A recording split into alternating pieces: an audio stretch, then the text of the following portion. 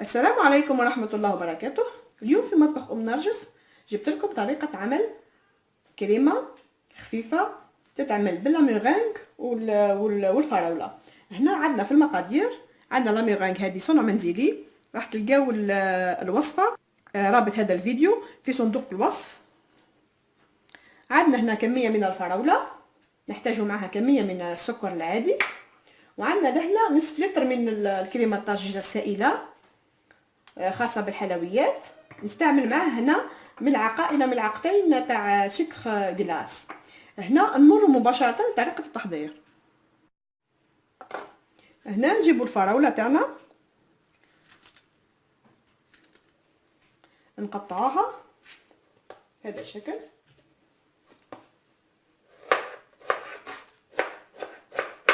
مكعبات.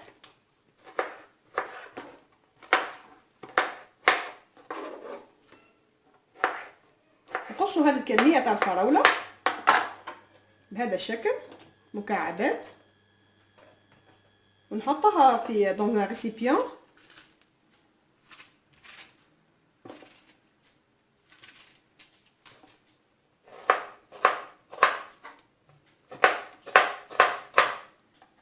انا كيما نقص هذه الفراوله ونحطها في الريسيبيون ونرجع لكم باذن الله.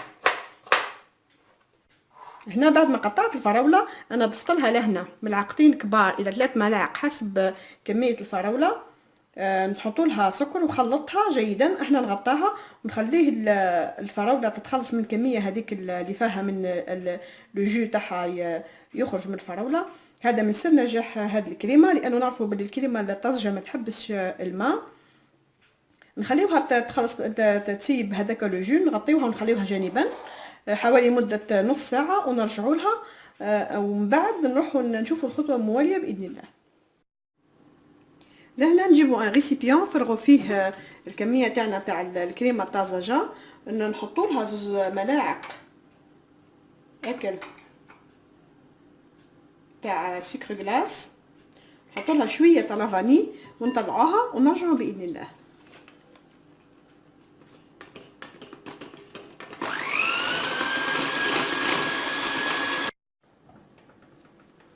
هنا بعد ما طلعنا الكريمه الطازجه تاعنا بهذا الشكل راح نبدا في الكيفيه. وهنا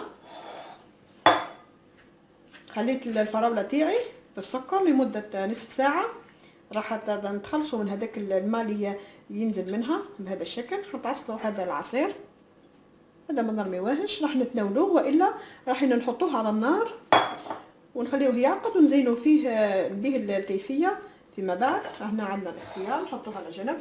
اول حاجه نعملوها راح نكسروا الميرانج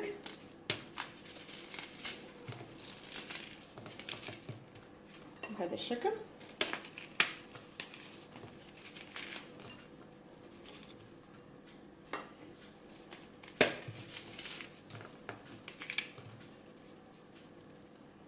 خلط هذه الكميه.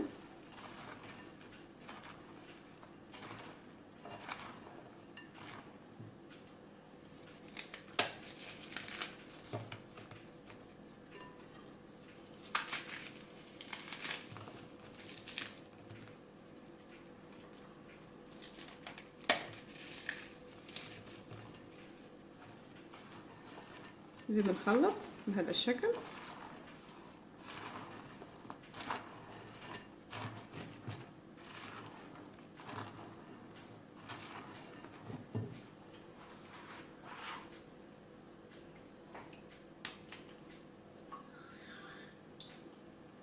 نحط الكميه تاع الفراوله بعد ما تخلصت من الماء من العصير اللي ينزل منها، ونخلطه بهذا الشكل.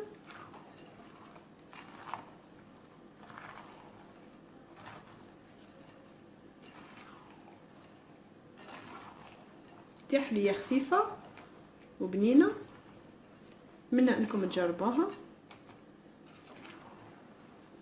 في هذه الاثناء نروح نفرغ انا هذه التحلية في الكؤوس ونزينها ونرجع لكم باذن الله. هذه هي التحلية تاعنا في شكلها النهائي.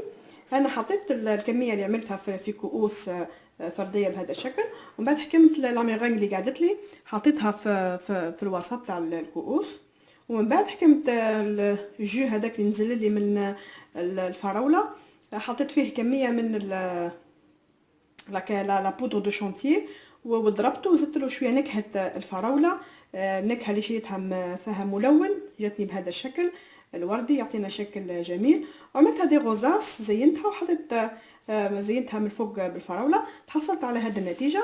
نتمنى انه هذه التحليه تكون نالت اعجابكم وتجربوها. اذا عجبتكم التحليه تاع اليوم عليكم غير تعملوا لي لايك واشتراك في القناه. مع السلامه.